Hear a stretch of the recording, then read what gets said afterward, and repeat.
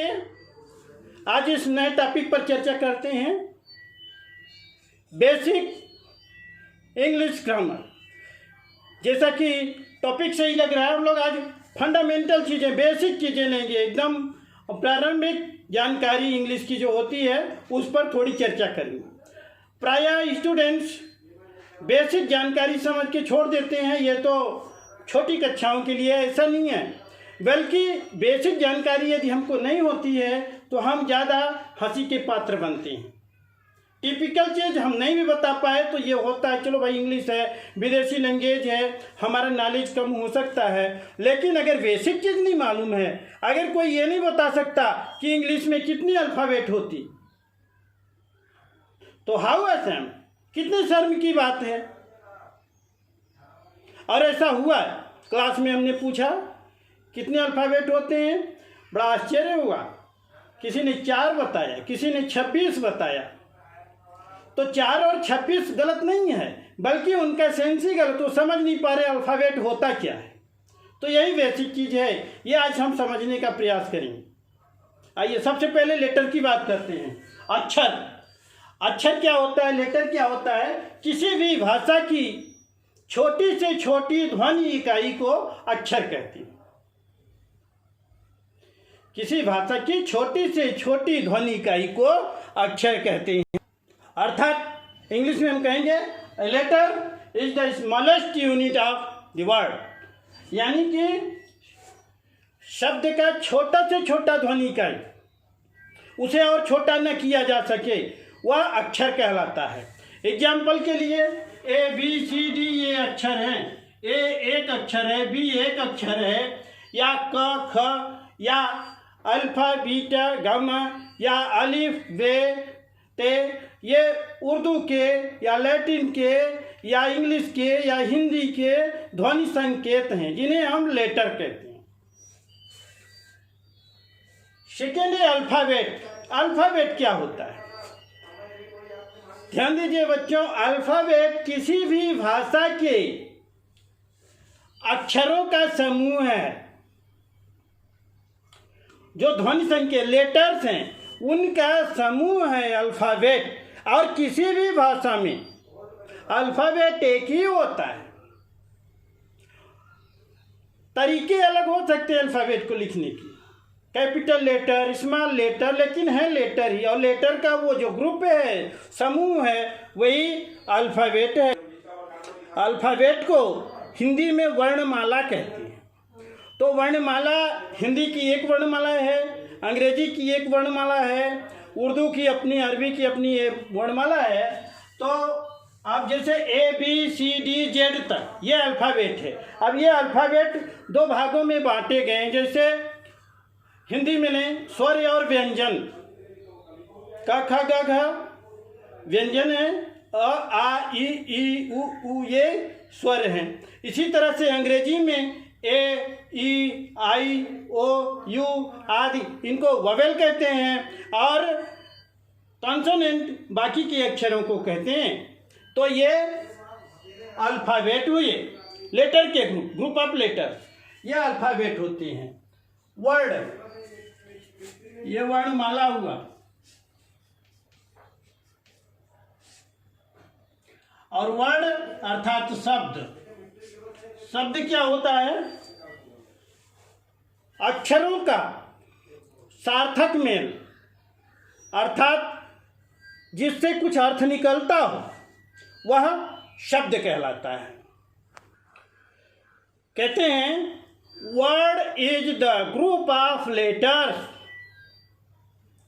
Word is the group of letters, यानी कि शब्द अक्षरों का समूह होता है, विच हैज सम मीनिंग, जिसमें कुछ अर्थ होते हैं, जिनमें कुछ अर्थ होते हैं वही शब्द होते हैं।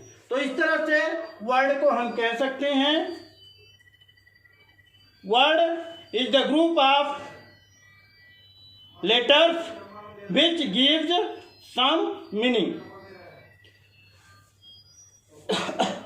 ये शब्द एक लेटर से भी हो सकता है, 2 लेटर से भी हो सकता है, 3, जैसे आई है, आई का अर्थ मैं होता है, इसलिए आई एक शब्द है, एक अक्षर का होते हुए भी ये एक वर्ड है। इसी तरह से मी का अर्थ होता है मुझे, तो ये भी 2 ही अक्षर का है लेकिन एक शब्द है, क्योंकि इसका अर्थ है, कुछ अर्थ निकलता है, तो अर्थ होना चाहिए। यदि अर्थ नहीं निकलता तो उसको हम वर्ड नहीं कहेंगे, निरर्थक शब्द कहलाते हैं वो भी, लेकिन वो हमारे स्टडी क्षेत्र से बाहर है।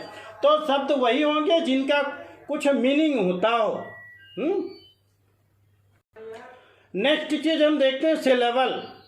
सिलेबल क्या होता है? शब्दांश।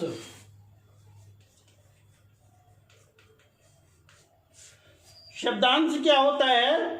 शब्द का अंश, जैसा कि शब्द से इससे अर्थ प्रकट हो रहा है, यानी जो वर्ड होते हैं उनका हिस्सा, ऐसा हिस्सा जो एक बार में बोला जाता है और जिसका अलग से कुछ अर्थ होता है। जैसे हम बोलते हैं ब्यूटीफुल, तो ब्यूटीफुल एक वर्ड होता है, लेकिन उस ब्यूटीफुल में ब्यूटीफुल का सिलेबल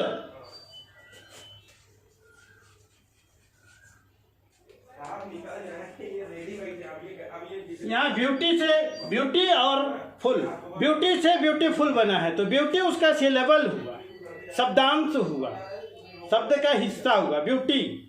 इस तरह से हेड मास्टर, तो हेड सिलेबल हुआ, ठीक। अगला है फ्रेज। फ्रेज अर्थात वाक्यांश। वाक्यांश क्या होता है? वाक्य का हिस्सा, यानी कि शब्दों का समूह। वाक्य बनता है शब्दों के समूह से, तो शब्दों का ऐसा समूह जिसका कुछ अर्थ तो निकलता है, लेकिन वह अर्थ अपने आप में कंप्लीट नहीं होता, तो वह वाक्यांश कहलाता है। वाक्य नहीं बल्कि वाक्यांश, फ्रेज कहलाता है, जिसका कुछ अर्थ तो है लेकिन वो अर्थ अपने आप में कंप्लीट नहीं होता है, फ्रेज कहलाते हैं। जैसे अभी आप जितने उदाहरण पढ़ते हैं, राम ने कहा, यहाँ आइए, तो राम ने कहा अपने आप में एक फ्रेज है, वाक्य का हिस्सा है, लेकिन इससे पूरा अर्थ नहीं निकल रहा है कि क्या कहा, किससे कहा, क्यों कहा, कुछ आगे अर्थ नहीं निकल रहा है। तो ये इतना राम से एक फ्रेज हुआ। सेंटेंस। सेंटेंस क्या होता है? The group of words which gives complete sense.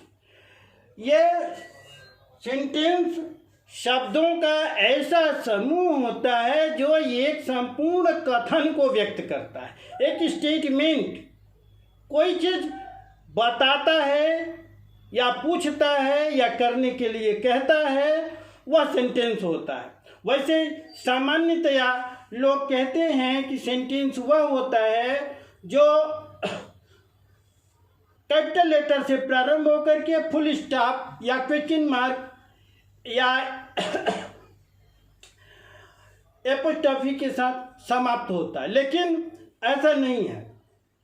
Simply ऐसा करते, लेकिन होता क्या है, जब तक कंप्लीट सेंस उसका न आता हो तब तक वह वाक्य नहीं कहलाएगा, बल्कि वाक्य का हिस्सा कहलाएगा। और वाक्य की एक खास पहचान ये होती है, वाक्य या वाक्यांश, कि उसमें वर्ब जरूर होगा। रिमेंबर, याद रखिए, वाक्य बिना वर्ब के नहीं होता। शब्द बहुत प्रकार के हैं, शब्द के भेद आप पढ़ें, parts of speech, noun, pronoun, adjective, verb, adverb, preposition, conjunction, interjection and articles. तो ये सब वाक्य में होते हैं और नहीं भी हो सकते हैं। आर्टिकल है या नहीं है, प्रीपोजिशन है या नहीं है, कंजंक्शन है या नहीं है, आवश्यक नहीं है कि हो, लेकिन वर्ब होना ही चाहिए। बिना वर्ब के सेंटेंस नहीं होता है। तो सेंटेंस की एक पहचान ये भी है कि उसमें वर्ब होता है और उसका अपना कंप्लीट एक सेंस होता है, किसी कथन को वो व्यक्त करता है। ऐसे शब्दों के समूह को हम सेंटेंस कहेंगे। क्लॉज, क्लॉज को उपवाक्य कहते हैं। थोड़ा फर्क समझिएगा, वाक्यांश अलग है, उपवाक्य अलग है। वाक्य का ऐसा हिस्सा उपवाक्य या क्लॉज कहलाता है जिसमें कम से कम एक सब्जेक्ट और एक वर्ब हो और उसका अपना पूरा अर्थ तो निकलता हो, लेकिन वह वाक्य दूसरे वाक्य के अन्य हिस्से पर निर्भर हो, वह क्लॉज कहलाता है।